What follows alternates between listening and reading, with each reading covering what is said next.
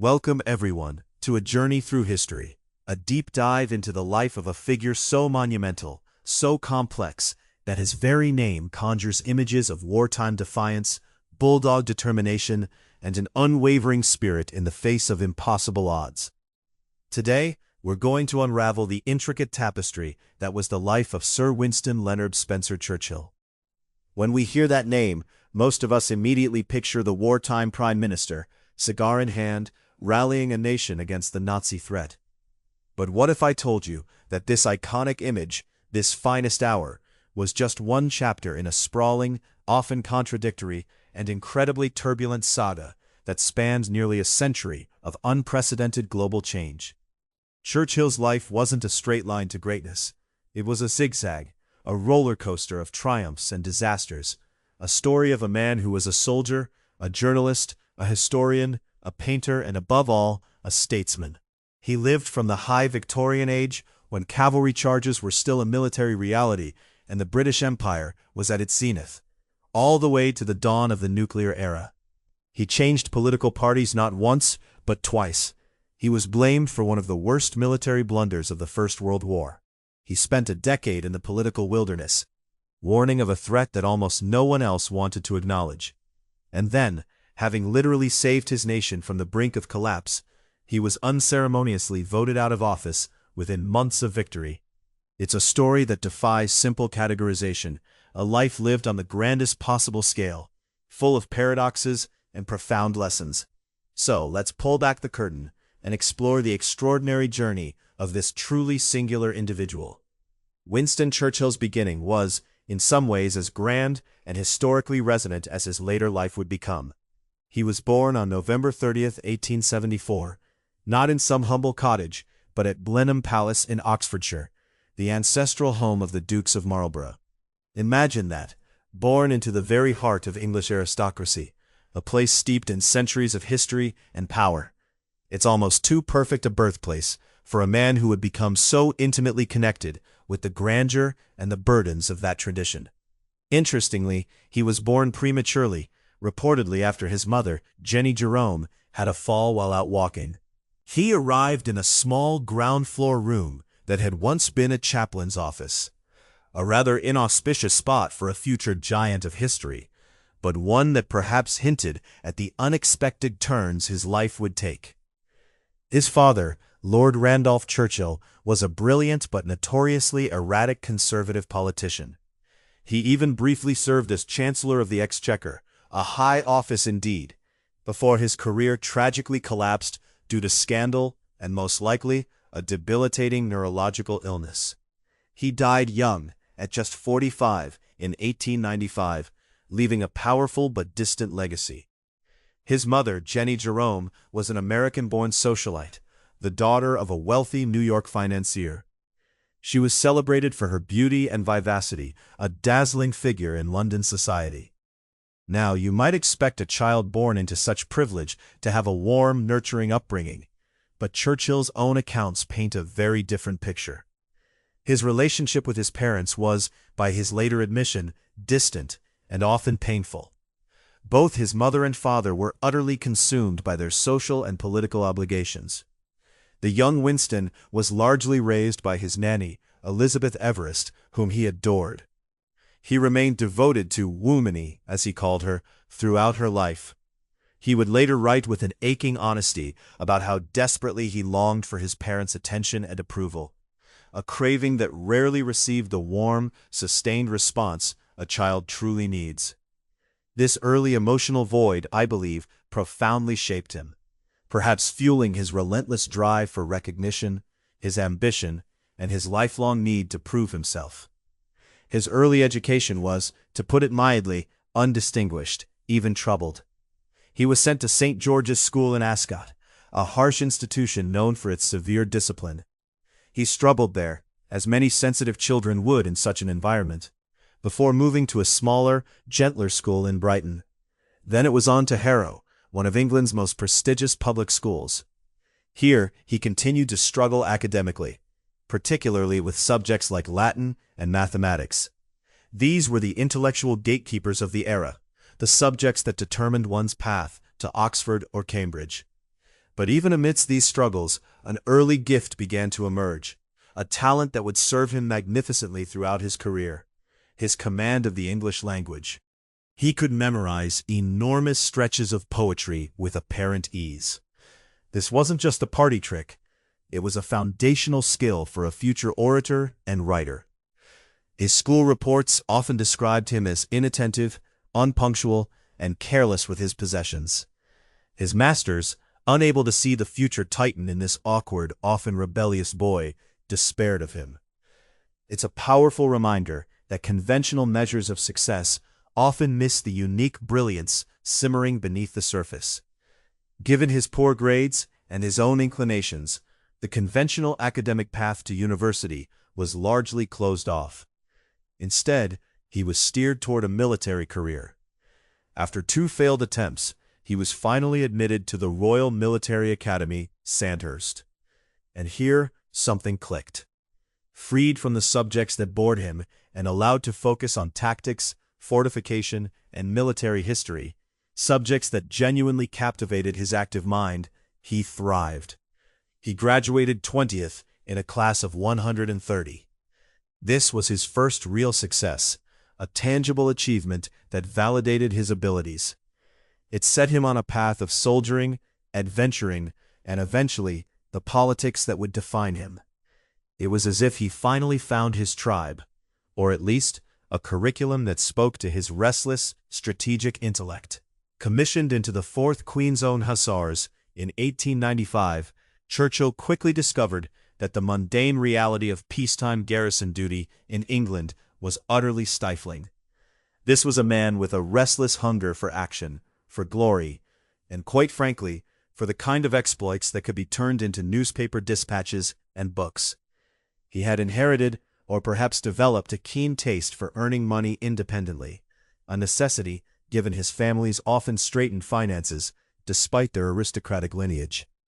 So, he leveraged his mother's extensive social connections, which were considerable, to obtain leave and travel widely, actively seeking out conflict zones. He wasn't just looking for adventure, he was looking for a story, for a way to make his mark.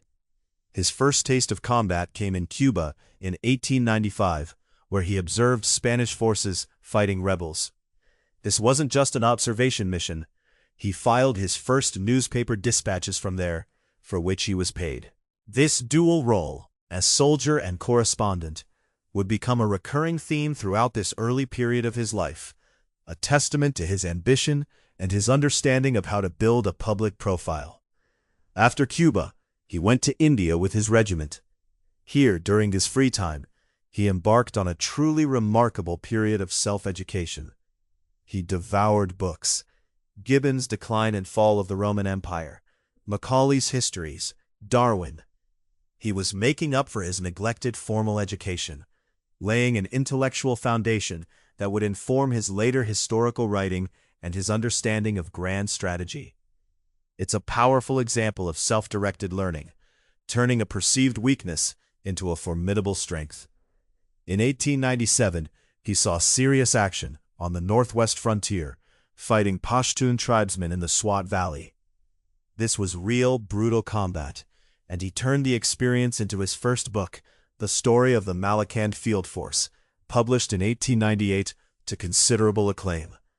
It showed his innate talent for vivid narrative and his ability to translate experience into compelling prose. The following year, 1898, Churchill, through more relentless string-pulling, secured a position with Lord Kitchener's Nile Expeditionary Force in Sudan. This led him to the Battle of Omdurman, one of the last great cavalry charges in British military history. He rode with the 21st Lancers against Dervish forces in a brutal, chaotic melee. He survived largely because he carried a pistol rather than a sword, a practical decision necessitated by an old shoulder injury. This detail alone tells you something about his pragmatism and his ability to adapt. He chronicled this campaign in The River War, 1899, a 2-volume account notable not only for its vivid narrative, but also for its surprisingly critical remarks about Kitchener's treatment of the defeated Sudanese. Even at this early stage, Churchill wasn't afraid to challenge authority or establish narratives. By 1899, Having packed more adventure into 5 years than most people do in a lifetime, Churchill resigned his army commission. His sights were now firmly set on politics. He made his first attempt to enter Parliament, standing unsuccessfully as a Conservative candidate for Oldham. Undeterred, and still in need of money, he traveled to South Africa as a war correspondent when the Boer War broke out later that year. It was here that he achieved the fame that would truly launch his political career. In November 1899, the armored train he was traveling on was ambushed by Boer forces. Churchill, with characteristic bravery, helped organize the defense and evacuation of wounded men before being captured. But the real story, the one that made him a national celebrity, was his subsequent escape from a prisoner of war camp in Pretoria in December 1899. Imagine this: climbing over a wall, evading capture for days, stowing away on a train, and eventually making his way nearly 300 miles to Portuguese-held territory. It was the stuff of adventure novels, and the British public ate it up. Newspapers across the empire carried his story, and Churchill returned home a hero, his name now instantly recognizable. He had effectively engineered his own celebrity, a masterclass in self-promotion, long before such a concept was common. Riding this wave of fame, Churchill successfully won a seat in Parliament in the 1900 general election, representing Oldham as a Conservative MP. He was not yet 26 years old, already a published author, a war hero, and now a member of the most exclusive club in Britain. But Churchill's political instincts and convictions, even at this early stage, did not sit comfortably within the Conservative Party of the era. He was a passionate free trader at a time when many conservatives, led by Joseph Chamberlain, were pushing for protectionist tariffs. He increasingly found himself at odds with his own party's direction, a recurring pattern in his long political life. In 1904, in a dramatic and controversial move that many contemporaries saw as opportunistic, Churchill crossed the floor of the House of Commons and joined the Liberal Party. This wasn't just a casual change of allegiance. It was a significant political statement, a public rejection of his family's party, and a gamble on his future. But it proved to be politically astute. When the Liberals swept to power in the 1906 election, Churchill was rewarded with a series of increasingly senior positions. He served as Under-Secretary of State for the Colonies, then, from 1908, as President of the Board of Trade. It was during this period that he worked closely with another rising star, David Lloyd George, on a wave of progressive social reforms. They established labor exchanges, promoted unemployment insurance, and supported minimum wage legislation for certain trades. This is a fascinating chapter, because Churchill, whom we primarily remember as a conservative bulwark against socialism, was in fact one of the more radical reforming ministers of his generation. He was genuinely committed to alleviating the hardships of industrial poverty, albeit from a paternalistic aristocratic vantage point rather than a socialist one. It shows a pragmatic streak, a willingness to tackle societal problems head-on, even if his motivations were rooted in a sense of duty and noblesse oblige rather than ideological fervor. In 1910, he became Home Secretary, a role that brought him considerable controversy. A notable example was his handling of the 1911 siege of Sydney Street, in which he personally went to observe police and army operations against armed anarchists in London's East End. This episode drew criticism for seeming to relish the drama of the confrontation rather than maintaining ministerial distance. It highlighted his adventurous spirit, but also a certain theatrical flair that sometimes rubbed people the wrong way.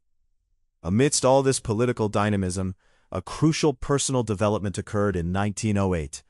Churchill married Clementine Hosier. Clementine was a woman of sharp intelligence and considerable inner steel, and she would become his closest confidant and most trusted advisor for the rest of his life.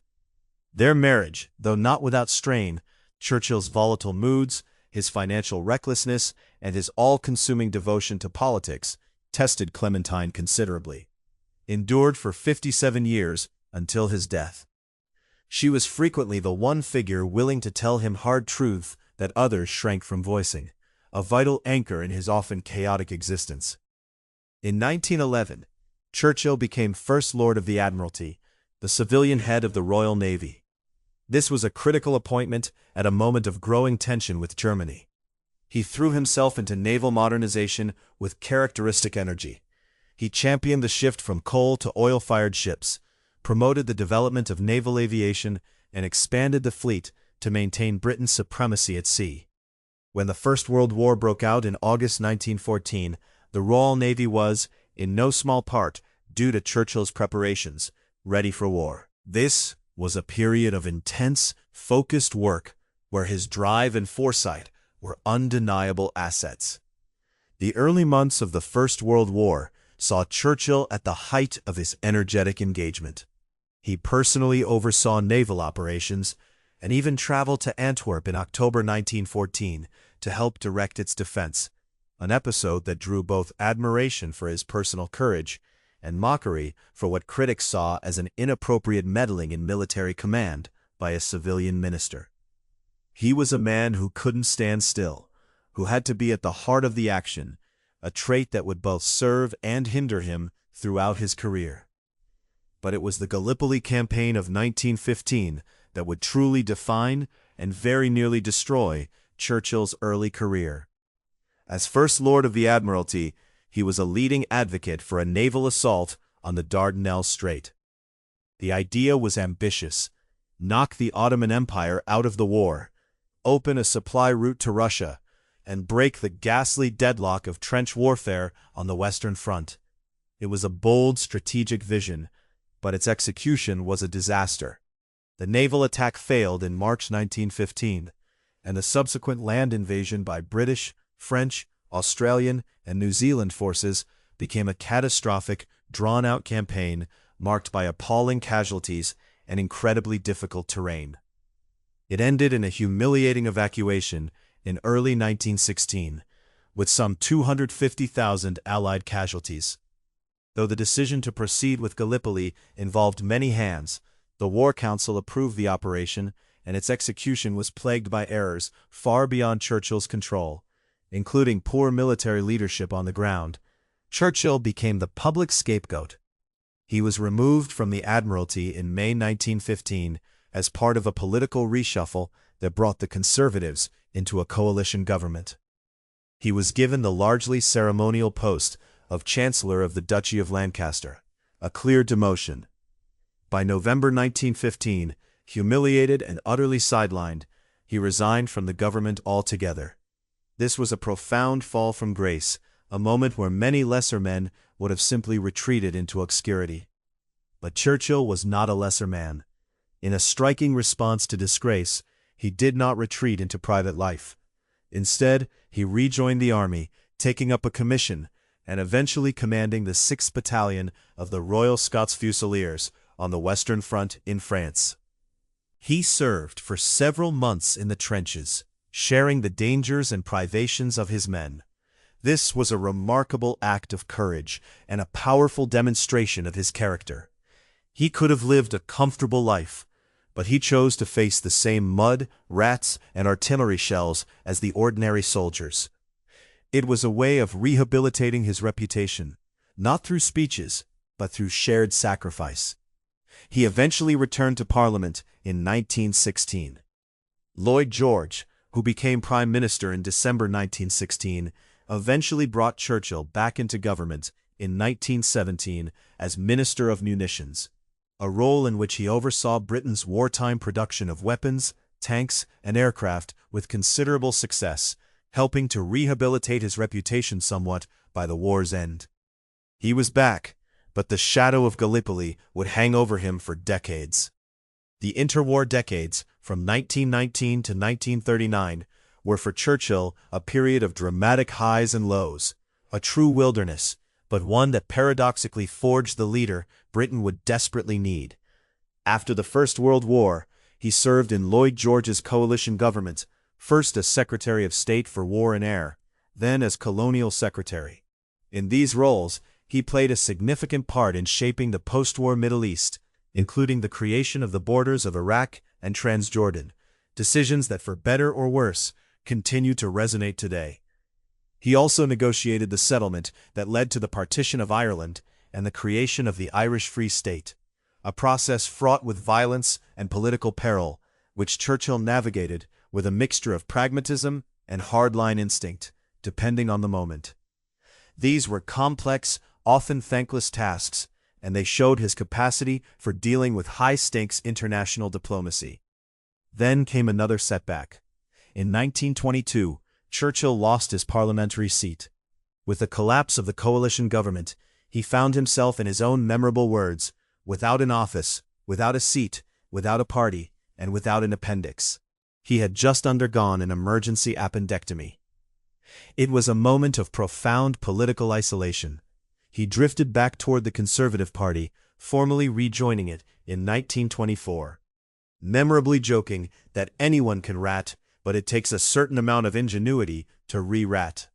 This witty self-deprecation masked a shrewd political calculation. He was rewarded with the post of Chancellor of the Exchequer under Stanley Baldwin, serving from 1924 to 1929.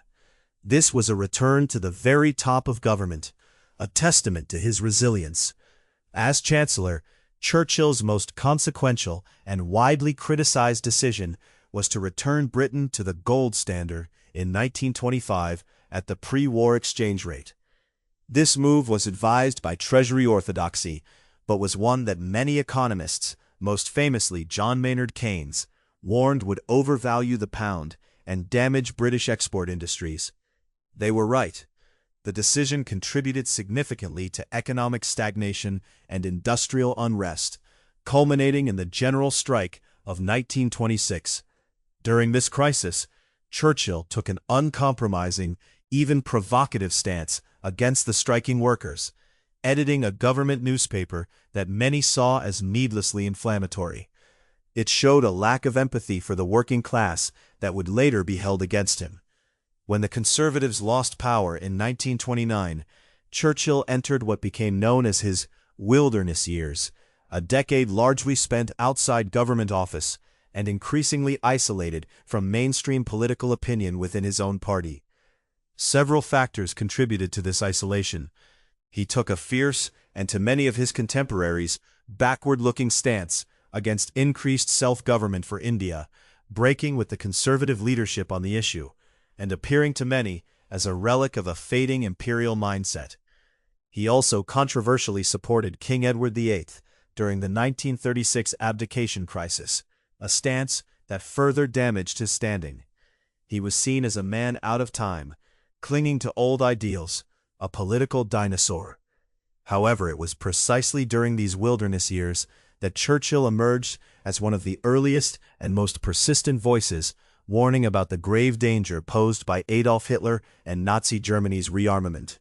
While others preached appeasement and hoped for peace at any price, Churchill, drawing on private intelligence sources and his own close attention to European affairs, delivered speech after speech in Parliament throughout the 1930s. He called for British rearmament, particularly in the air, and criticized the government's policy of appeasement toward Hitler as pursued by successive prime ministers Ramsay MacDonald, Stanley Baldwin, and later Neville Chamberlain. He was widely dismissed as an alarmist, a warmonger, and a has-been by much of the political establishment and press. It was a lonely, frustrating period, financially precarious as well. Churchill relied heavily on his prolific writing, producing biographies, histories, and journalism at a punishing rate to support his household at Chartwell, his beloved country home in Kent, and to cover losses from ill-advised financial speculation. Think about the sheer courage it took to stand almost alone against the prevailing tide of public and political opinion. To be ridiculed, ignored, and marginalized, yet to persist in sounding the alarm, knowing that you might be right, and that the consequences of being right would be catastrophic. This was not a popular stance. It was a deeply unpopular one. But Churchill's foresight, born of his historical understanding and his deep distrust of totalitarian regimes, proved tragically accurate. The Munich Agreement of September 1938, in which Chamberlain agreed to Hitler's annexation of the Sudetenland from Czechoslovakia in exchange for promises of peace for our time, represented the nadir of appeasement policy. When Germany invaded the rest of Czechoslovakia in March 1939, and then Poland in September 1939, triggering the outbreak of the Second World War, Churchill's years of warnings were vindicated in the worst possible way. The wilderness had ended, but at an unimaginable cost. Upon the outbreak of war, Chamberlain, now facing the harsh reality of global conflict, had no choice but to bring Churchill back into government. He was appointed First Lord of the Admiralty, the very same post he had held at the start of the previous war. His return was marked by a now legendary signal sent to the fleet: "Winston is back." This simple message captured the sense of relief and renewed purpose felt by many, a belief that the right man was now in a position of power. His energetic direction of naval affairs during the phony war period, a time of relative inactivity on land, helped rebuild his reputation and prepared him for the even greater challenges to come. The true turning point arrived with catastrophic speed. The failure of the Allied campaign in Norway in April 1940, followed by a bruising parliamentary debate, led to Chamberlain's resignation on May 10, 1940. On that very same day, Germany launched its invasion of France and the Low Countries. Churchill was invited by King George VI to form a government, becoming Prime Minister at the head of a national coalition. This was, by any measure, the darkest moment in modern British history. France would fall within weeks, and Britain stood effectively alone against a Nazi-dominated continent.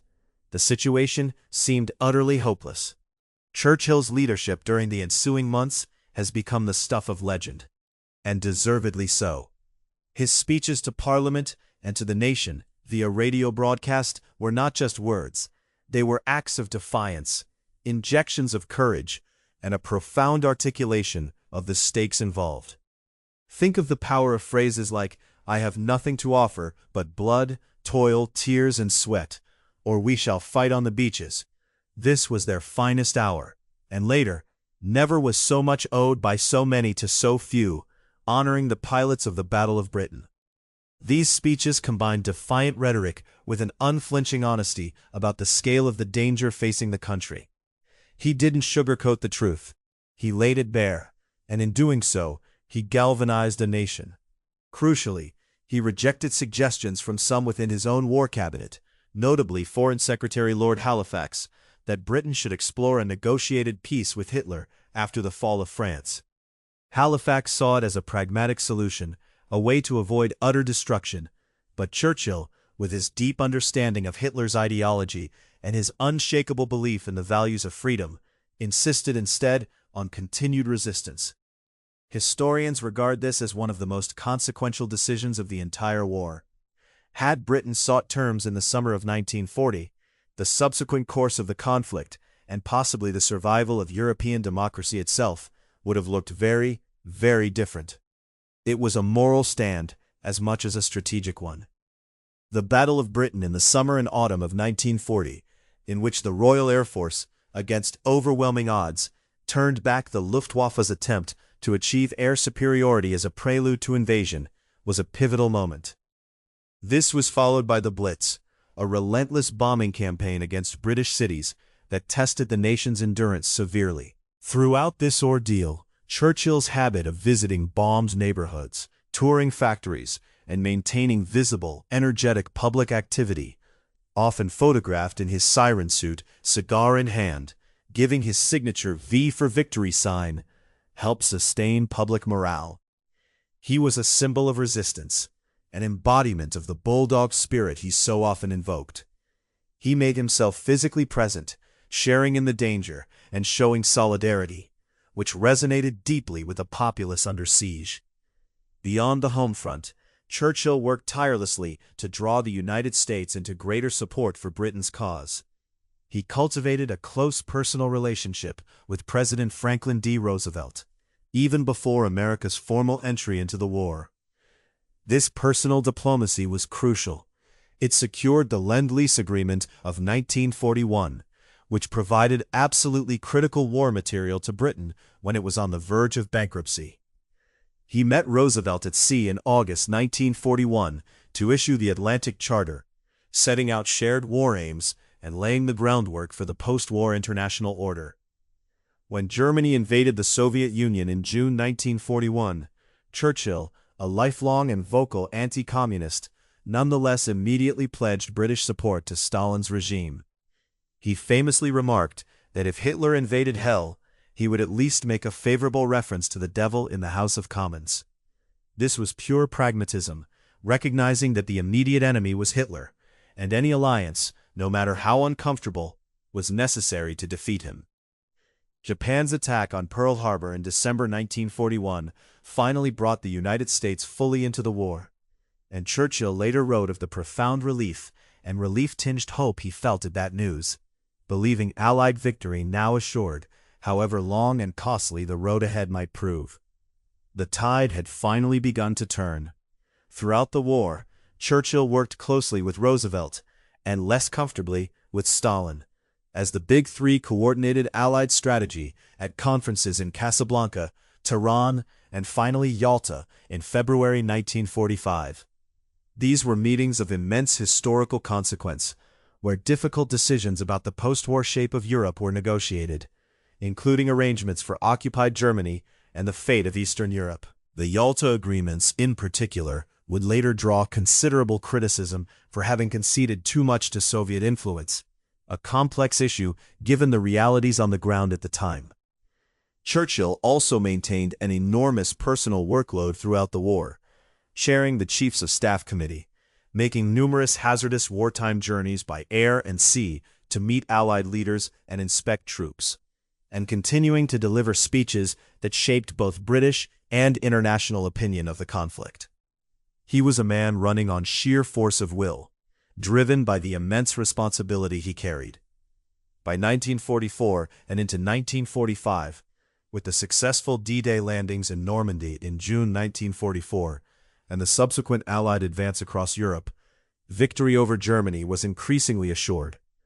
It culminated in Germany's surrender on May 8, 1945, Victory in Europe Day, which Churchill marked with a jubilant speech to enormous crowds in London. He had led his nation through its darkest hour and emerged victorious. But then came one of the most striking reversals in modern political history. In the general election held in July 1945, even before the war against Japan had concluded, Churchill and the Conservative Party were decisively defeated. The results stunned much of the world, given Churchill's towering wartime reputation. How could a nation vote out its savior? The answer lies in the British electorate's priorities. They were more concerned with post-war reconstruction, social welfare, and the promises of the Labour Party's platform, informed by the 1942 Beveridge Report's blueprint for a welfare state, than with wartime gratitude alone.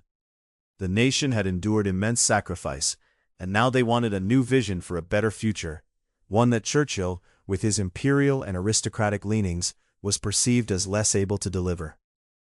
Churchill himself later reflected with characteristic wit that he had been given the Order of the Boot. It was a brutal yet democratic end to his wartime premiership. Out of office, Churchill remained an influential global voice. In March 1946, in a speech at Westminster College in Fulton, Missouri, with President Harry Truman in attendance, Churchill delivered his famous warning that an iron curtain has descended across the continent. He coined a phrase that would come to define the Cold War division of Europe for decades, marking one of the earliest and most forceful Western statements of the emerging Soviet threat. This was another moment of extraordinary foresight, almost immediately after the Grand Alliance of the war had dissolved into suspicion and ideological conflict. He also became an early advocate for European unity and cooperation as a bulwark against future conflict, though Britain's own relationship to such integration remained a matter he approached with characteristic ambivalence. He could see the need for a united front, but his imperial instincts made him wary of fully submerging British sovereignty into a European structure. During these years in opposition, Churchill also devoted considerable energy to writing, producing his monumental six-volume history, The Second World War. This was a work that combined historical narrative with Churchill's own recollections and privileged access to government documents.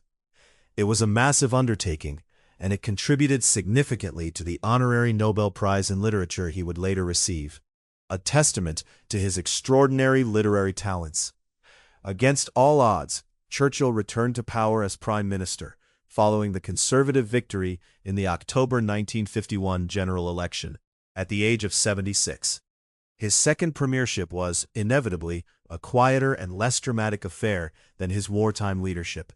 The focus was on consolidating economic recovery, managing Britain's relative decline as a global power amid the accelerating process of decolonization, and navigating the complexities of the emerging Cold War, including the development of the hydrogen bomb and Britain's own nuclear weapons program. He was dealing with a world fundamentally reshaped by the war he had just led. Churchill's health, already fragile from decades of heavy smoking, drinking, overwork, and a serious heart attack in 1941 and subsequent minor strokes, deteriorated further during this period. He suffered a severe stroke in June 1953 that was concealed from the public and even from much of Parliament at the time. His cabinet and press allies worked diligently to obscure the severity of his condition while he gradually, partially recovered. It's a stark reminder of the lengths to which political establishments can go to maintain an image of strength. He remained determined to see through what he hoped could be a role as an elder statesman, brokering détente with the Soviet Union following Stalin's death in March 1953, though these hopes for a summit meeting were not fully realized during his tenure. In 1953, the recognition of his literary prowess finally came. Churchill was awarded the Nobel Prize in Literature for his mastery of historical and biographical description, as well as for brilliant oratory in defending exalted human values. This was a recognition of his vast body of written work, spanning journalism, history, biography, notably his multi-volume life of his ancestor, the first Duke of Marlborough, and memoir, alongside the rhetorical power of his wartime speeches. That same year he was also invested with the Order of the Garter by Queen Elizabeth II, officially becoming Sir Winston Churchill. It was a period of immense personal honor, even as his physical powers began to wane. Increasingly frail and acutely aware that his powers were diminishing, Churchill resigned as Prime Minister in April 1955, handing over to his long-serving deputy, Anthony Eden. He remained a member of Parliament for some years afterward, though his active involvement in politics diminished considerably. The long, extraordinary journey was nearing its end. In retirement, Churchill divided his time between Chartwell, his beloved country home, and London. He continued to write and to paint, a hobby he had taken up during the depths of his wilderness years in the 1920s and pursued with genuine passion and considerable skill for the rest of his life. He also traveled, including extended stays in the south of France. His health continued to decline through a series of further strokes and general infirmity associated with advanced age. He became increasingly withdrawn from public life, though he remained a figure of enormous reverence both in Britain and internationally. His image, his words, and his legacy had already become etched into the global consciousness. Winston Churchill died on January 24, 1965, at the remarkable age of 90. Poignantly, this was exactly 70 years to the day after the death of his father, Lord Randolph Churchill. His death prompted an outpouring of grief and tribute across the world. He was honored with a state funeral, an honor rarely extended to commoners, held at St. Petersburg. Paul's Cathedral on January 30th, 1965. It was attended by representatives of more than 100 nations, including numerous heads of state and royalty, reflecting the singular scale of his impact on 20th century history. Famously, as his funeral barge passed along the Thames, the dockworkers at London's docks lowered their cranes in a spontaneous, deeply moving gesture of tribute. He was buried, according to his wishes, in the churchyard of St. Martin's Church in Blaydon, near his birthplace at Blenheim Palace, in a family plot alongside his parents. A life that began in the grandeur of Blenheim ended quietly in its shadow. Churchill's legacy remains, appropriately for so complex and contradictory a figure, the subject of vigorous ongoing debate among historians. He is celebrated, with undeniable justification, as the indispensable leader whose defiance in 1940 preserved Britain's independence at a moment when defeat or a negotiated surrender might otherwise have seemed the more prudent course. His rhetorical gifts helped rally not only Britain, but much of the free world against fascism. His wartime partnership with Roosevelt and his early recognition of the Soviet threat helped shape the post-war Western alliance system that endured through the Cold War. These achievements alone secure his place in the pantheon of great leaders. At the same time, contemporary historical assessment increasingly grapples honestly with the more troubling dimensions of his record. This includes his staunch and often paternalistic defense of the British Empire and his resistance to Indian self-government, positions that, while common in his era, are jarring to modern sensibilities. There's also his controversial role as a minister with authority over Indian affairs during the catastrophic Bengal famine of 1943. Many historians argue that his decisions worsened the death toll through inadequate relief efforts, though the causes and responsibility for the famine remain subjects of intense historical debate. His sometimes retrograde views on race and empire, common to his aristocratic Victorian upbringing, stand in stark contrast to his defense of freedom against Nazism. And we can't ignore controversial episodes such as his hardline stance during the 1926 general strike, and his support for the government's aggressive response to Indian and Iraqi uprisings earlier in his career.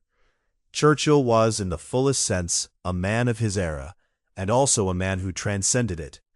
He was capable of extraordinary personal courage, historical vision, and moral clarity at the moment his country needed it most.